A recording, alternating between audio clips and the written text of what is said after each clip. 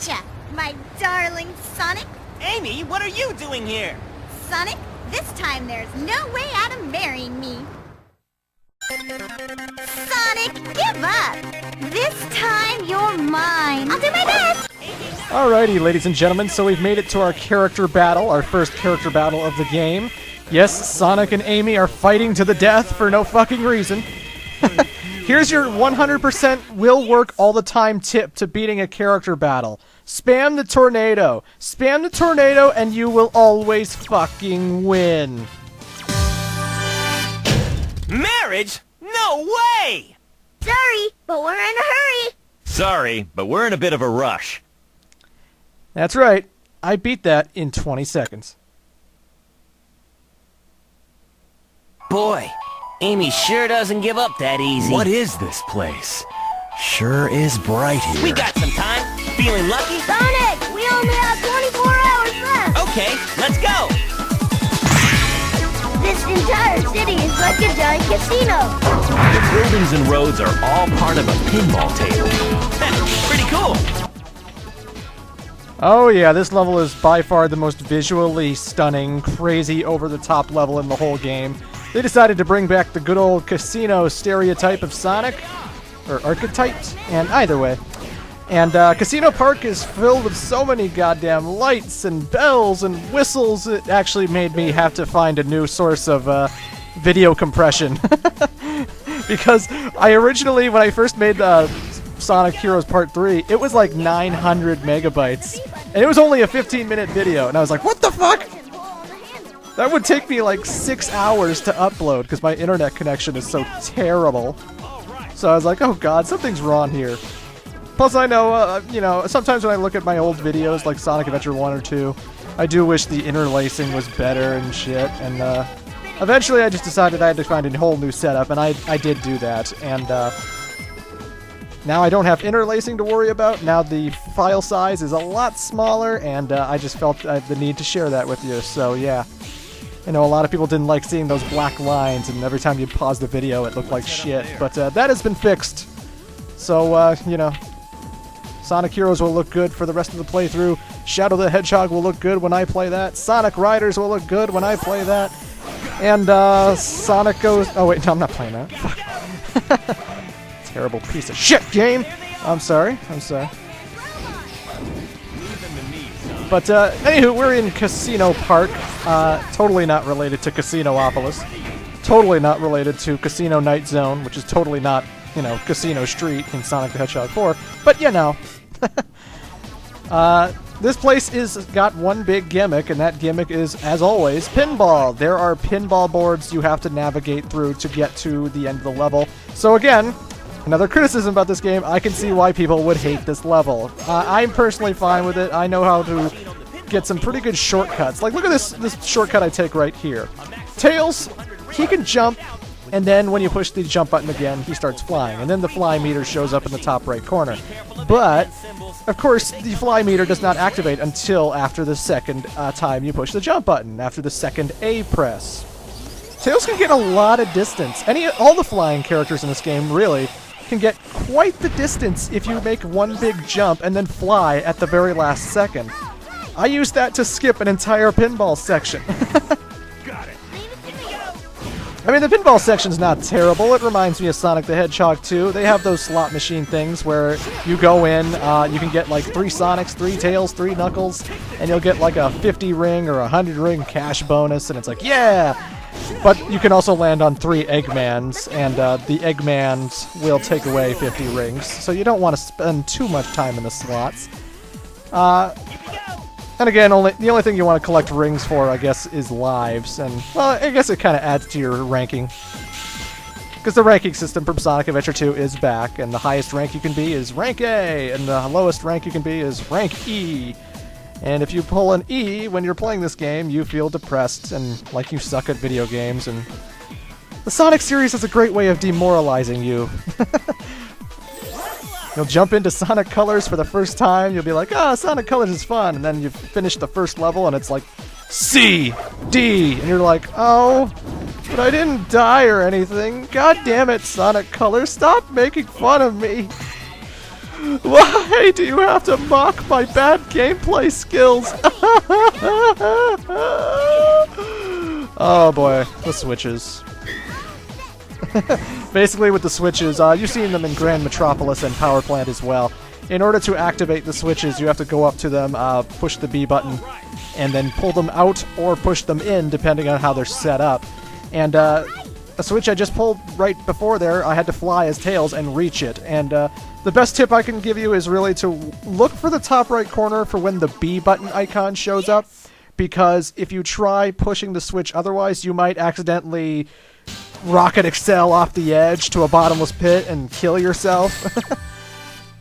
One of Sonic's most annoying abilities in this game, all the Speed characters really, is the rocket excel. Basically, when you hold the B button, all the heroes bunch up together, and then you can let go of it, and they will rocket excel, which means they get a bit of a boost of speed. It's like a spin dash, only really lame, and it flings you throughout the area. You can actually take out those turtle enemies with Sonic, although I would not even fucking consider that an option, because the rocket excel sends you so all over the place that you might fly off an edge and fall to your death.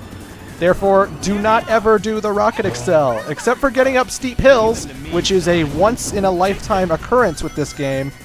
I would not recommend using the rocket excel at all. But, you know, when you're actually going for the switches and trying to pull them inwards or outwards or whatever, sometimes I'll accidentally rocket excel, and if you're facing the wrong direction, you might rocket excel off the pit, and that's no fun. It takes a little bit of a specific placing to activate those switches, you know. What you're noticing in the corner, Tails is actually gone. I can't remember. Oh yeah. Well, if you're in the blah, blah, blah. I am a stutterer. I hope you're used to that by now. But basically, in Bingo Highway, they have this whole gimmick where you're playing bingo as you're going down the slopes this time around, and basically you run into these numbered icons, you know, 1s, 2s, 3s, and there's like a board in the background to keep track of your bingo status. And when you get a line, it goes bingo, and then you get a whole bunch of rings, and hey, you're playing bingo in a Sonic game that's going super fast and everything. Wow, that's crazy. But as you're collecting these numbers, there are also certain sections of the slopes that you can go into that fling your character into the bottomless pit below. And you want to steer clear of that, obviously. But if one of your partners goes into those holes, like Tails or Knuckles, then they actually disappear until I think you land on solid ground because you can't switch to them. And when you land on solid ground, they'll come back, but still. Sometimes they don't, and I'm not sure what exactly causes that. All I know is sometimes if the game is really screwy and weird and like your character doesn't return, Team Blast is a great way of getting them back. Because when you perform a Team Blast, all your characters come back automatically. And even though it started at the beginning of this video, I guess I should elaborate more on the character battles. Just like Sonic Adventure 1 and 2, the teams will run into each other and they might battle each other, and the battles are pretty much always the same no matter what team you are. Basically, you're on a platform suspended above a bottomless pit, and the objective is to knock the opposing team into the pit, Super Smash Bros. Style. And you can actually get your own teammates knocked off and they won't come back, but the fight will still go on. Like, so let's say you're playing as Sonic while fighting Team Rose, and Amy knocks out Tails, and Tails goes flying off the pit. Well, Tails is gone for the rest of the fight, yes, but you can still be Sonic and Knuckles and try to survive and keep going otherwise. So that's kind of fun in that way. But and they have a kind of a rock, paper, scissors kind of mentality thing going on where, like, the flying characters are good for taking out the power types, and the power types are good for taking out the speed types, and the speed types are great for taking out the flying types and all that bullshit. But again, as I said in part 1, as I proved in not part 1, but as I proved when this video started, the only technique you ever want to do is the speed character's tornado attack, because when you spam a tornado, all the characters go flying in their own little directions, and you can destroy them pretty badly. What can I say? When I get into these character battles, that's all I do. I just spam the tornado move, and I win pretty much all the time. So yeah, not much of a challenge, these character battles.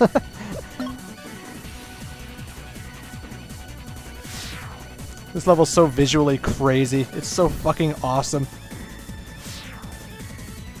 Even if you don't like Sonic Heroes, you gotta admit the themes, like the level locations, are fucking crazy and over the top and awesome. I mean, whether it's a stone structure kind of whale area like Seaside Hill, or the futuristic city of Grand Metropolis, or Casino Park, everything is just crazy bright, crazy colorful, crazy awesome, and I wouldn't ask any Sonic game to be anything else, you know? It's awesome.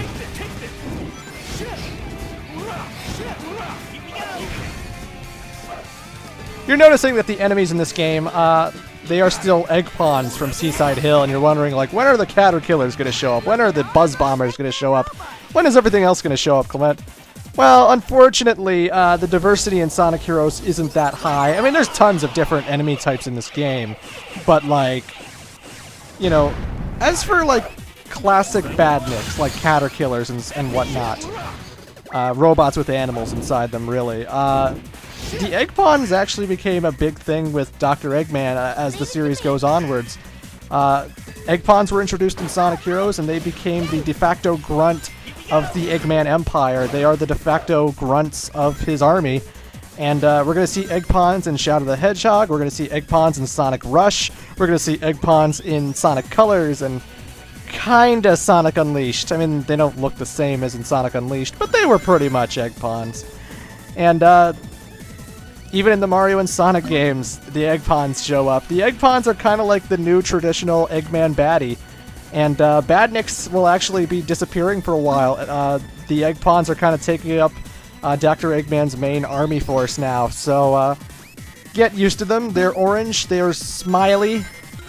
They're pretty short and bald, but you know. they take on the appearance of their master, of course. Yeah, the cornering in Bingo Highway can be a little bit iffy. Many times I find myself falling into the pits because the cornering really isn't that sharp. You can actually get all three of the characters, you can lead any of the three characters down the slopes, and they all handle pretty much differently. I prefer being Sonic because he seems to handle the best when it comes to cornering and stuff. But generally, sometimes it's really hard to corner to the left. And if you keep going straight, there's like a bottomless pit, and there's like nowhere to go, and like, I don't know, it can be a little bit tricky to navigate Bingo Highway. Again, I know plenty of people who hate this level. They hate the constant pinball action.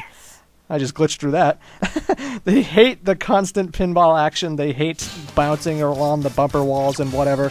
And to them, it's like a maze, these levels. And they go on for so long that they get tired of them real quick. Again, I understand why people don't like Sonic Heroes, but whatever. I'm perfectly fine with this level. I have no beef. And so we're at our third special stage. You're actually hearing the boost sound a lot when I play these stages. Fun fact, I didn't know that the boost button was a hold down button until about 3 years ago. When I got Sonic Heroes back in 2004, I always mashed the button because that's what I thought you had to do. It worked out for me. I still got all the 7 Chaos Emeralds by mashing the boost button. And it wasn't until later that I realized that you hold the button and you boost a little bit faster, but it drains the meter so much quicker than just regular tapping would do. When I tap the button, I still go pretty goddamn fast, but I don't waste as much energy. And people tell me that when you boost and when you hold the button, you go a lot farther than you would if you were constantly tapping it. But honestly, I haven't really noticed a difference. I've played this game for years. I've been replaying and playtesting this as I did for the LP, and I had no difference between repeatedly tapping the buttons and saving energy, or holding onto the button and wasting energy really fast, other than it made me fuck up a lot.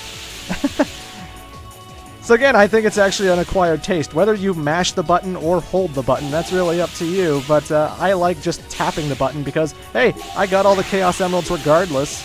I don't think it hampers the experience at all. And, although it is screwing me up a little bit here. The one thing I don't like about the special stages, when you handle corners, I don't know if you have to switch to the power type or whatever, but when you handle corners, you can actually come to a dead stop and, like, lose momentum and really fuck up your progress. And then all of a sudden you're running at, like, Mach speed, you hit a corner wrong, and then you just stop and slow down. And that shit doesn't happen in Sonic the Hedgehog 2, you know? Like, if you're going to have a special stage system like that, I don't want to have this weird thing where I get hung up on walls. But I digress, folks. I actually didn't get the third Chaos Emerald. I will have to come back to that. You can get all the 7 Chaos Emeralds with one team, and then the final story will be unlocked. Or, you know, you could separate it little by little throughout the teams. So I still have three shots to come back to Chaos Emerald number 3 and get it again. So, you know, we'll do it then. Anyway, I'm talking too much. See you in part 4.